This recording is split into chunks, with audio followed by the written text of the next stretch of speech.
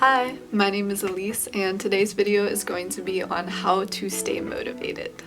So I wanted to make this video with everyone in mind, but coming from my own experiences. Because I used to struggle with motivation a lot when I was younger, and now I don't. But I know that not everybody thinks like me, so not all of these things will work for everybody.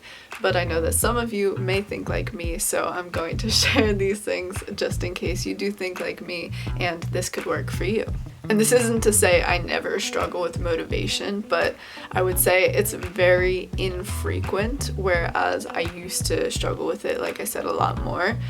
So I just kind of wanted to use this video to also reflect on the things that has helped me as an individual too, and just kind of document that at this moment in time, so I can look back on it in the future as well. So I kind of want to start with daily tasks you can do to help you sustain motivation throughout the day, and then I think I'll get more into like mentalities and sort of lifestyle habits sort of things. So when I first kind of got into a sort of self-love journey, I heard this tip where you're supposed to make your bed every morning right after you wake up in order to help you stay motivated.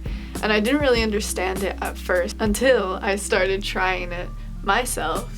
And I noticed that if I make my bed first thing first, right after I wake up every single morning, it puts my mindset into a productive mentality. It's like, oh, as soon as I woke up, I was already able to accomplish something, and then it sort of sets myself up to have that positive feedback loop where my brain is expecting myself to be able to do another task. It seems like such a simple task, but I really do think it's effective, and it's just something that you can do to start your morning off on a good note every single morning. So that is tip number 1. And that goes perfectly along with my next tip, which is keep your space clean. When you get out of bed every morning and you go to make your bed, you are essentially messing up your bed, and as soon as you're done messing up your bed, you're cleaning it. You're fixing it. And that sort of goes along with cleaning your space. You want to just put away your mess every time you're done messing it up, so you can keep your space looking nice, and then you can kind of give your mind that clean space that it deserves. And I've heard a lot of people say that. A lot of people say they can't even get their work done before their space is clean. And I am one of those people now. I used to not be, but now I thoroughly agree, because I notice that if I'm working and my space isn't clean, I'm constantly thinking about cleaning my space, because your brain just drifts off to whatever it can to procrastinate. So it's better to just get it out of the way and then not have anything to worry about while you're working. It's sort of just like getting all the distractions aside. Even though you may not think that cleaning is a distraction, it ends up becoming one. At least for me. So the next tip is to make lists. Make lists for your goals and break them up. I recommend having a today section for your list, a this week section for your list, a this month section for your list, and then just future lists. That's what I personally do, and I found it to be very effective. I used to just do short-term, long-term, but then I sort of started procrastinating on deadlines, and it just makes me procrastinate less if I know what is coming up today and what's coming up this week and this month, rather than just saying, oh, this is long-term. And also, I really think that even if you have a small task to do on your list, I think you should throw it in there, because when your brain is checking things off, your brain is creating that positive feedback loop, like I was mentioning earlier, about how it wants to keep achieving tasks. So include small tasks on your lists, and also sometimes even when I start working on a task but I haven't completed it all the way, I'll do like half a check because that just motivates me somehow to say that, okay, at least I haven't finished this, but I have been working on it.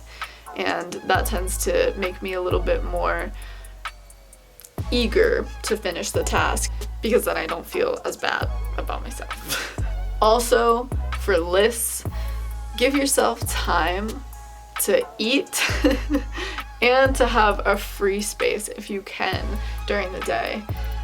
Even if it's like 5 to 10 minutes, schedule that in and make it a priority on your to-do list, because when you're constantly just filling up your list with work, and you're not even accounting any time for your social life or for your own personal well-being, it starts to make you dread your to-do list. And I don't think you should have to dread your to-do list, because you should want to make every day a good day to live. I mean, we don't live forever, you know what I mean? So you want to be doing something you love every day. So I think it's important to even write down the things that maybe they're not super productive, but it's something that you love. I think it's important to include those things as well. So those are kind of just like day-to-day tasks that you can do, or things that you can just do every single day. But now I'm going to kind of go on to mentalities and lifestyle habits. So for me, a big mentality that has helped me stay motivated is realizing that my opinion of my life is the most important opinion there is. I love taking feedback from everybody, but I know that at the end of the day, I am the one living my life. So I know what I have to do to be productive and feel happy. And so that is what I rely on to keep me motivated. And also, you should know that you are always going to be your biggest motivator, your biggest self-advocate, so you have to keep that in mind so that you can stay motivated. Next, I'm going to talk about embarrassing moments, which, if I'm being brutally honest, I've always had a hard time being embarrassed because I've always had this mindset on it, but I wanted to share this mindset because of that. So I feel like a lot of times, little things will happen to people and they'll get super demotivated, whether it be in a social aspect or whether it carries on to other aspects of their life, like work or personal or whatever it may be.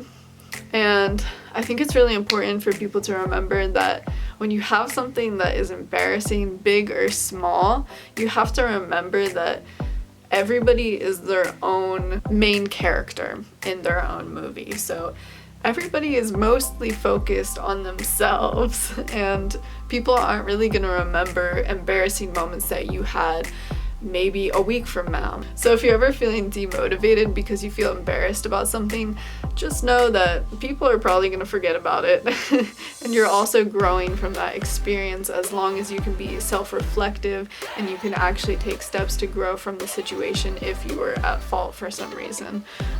So I just wanted to mention that because, like I said, I don't personally really get embarrassed that easily, but I know that it can be a big demotivator for a lot of people, so I wanted to throw that one in there. Ooh, the next one is a fun one. So if you're ever feeling super demotivated and you're like, what do I want my life to be? I feel like vision boards can be super helpful with this.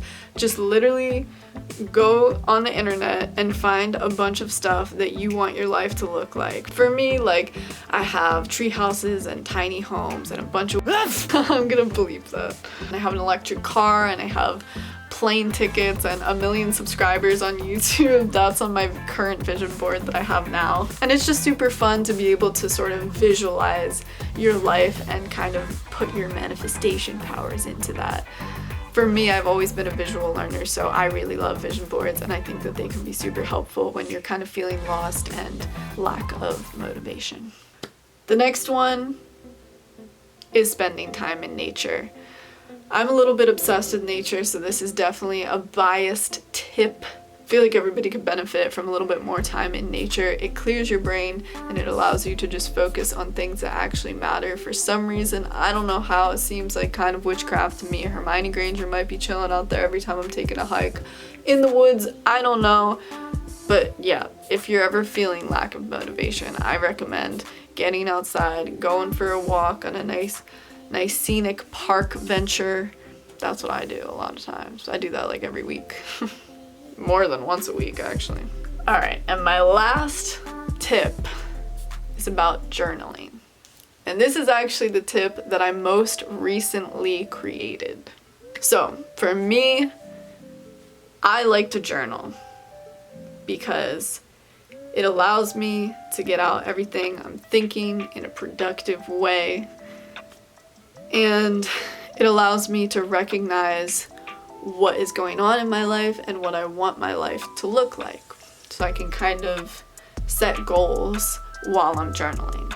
But lately, I've been journaling like normal, and then once I'm done, at the bottom, I'll make a pros and cons list. And I'll go and I'll just fill it up. I'll fill out pros and cons, just categorizing them into 2 different lists. And then I'll typically go back to the pros section and I'll add some more pros, because I feel like the human brain naturally goes to the negatives, and you're a bit more thorough with the negatives naturally because we're problem solvers, right?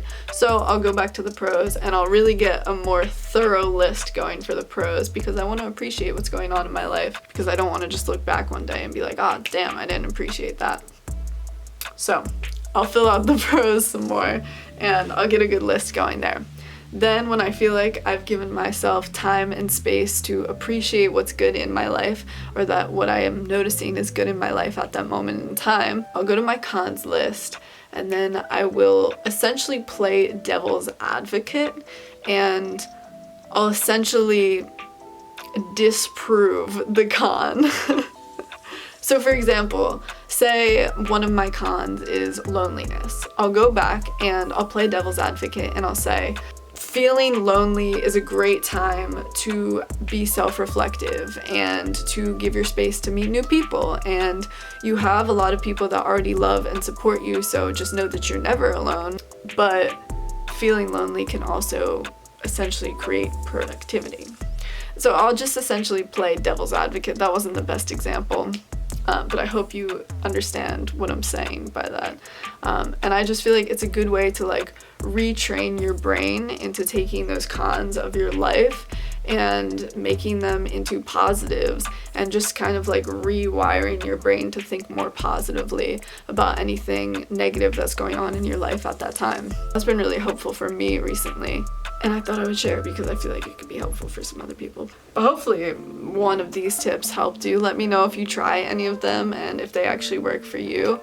All of them have played a significant role in my life in terms of motivation, so hopefully it can help one of y'all. But thank you for watching to the end of this video. I appreciate it.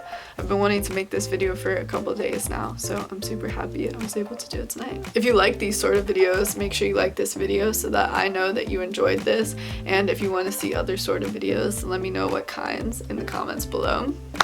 Also, thank you to anybody that has already subscribed to this channel. I appreciate it. I'm like 25 subscribers away from 100 subscribers right now, and when I reach 100 subscribers, I can have my custom URL link, so it'll say youtube.com/consciouslygrowing, which I'm super hype on. So if you haven't subscribed already, I would love if you could, and then I could get that custom URL, you know what I'm saying? But thank you for watching to the end of this video. I hope you enjoyed. I hope you learned something from it. I hope one of these tips can help you.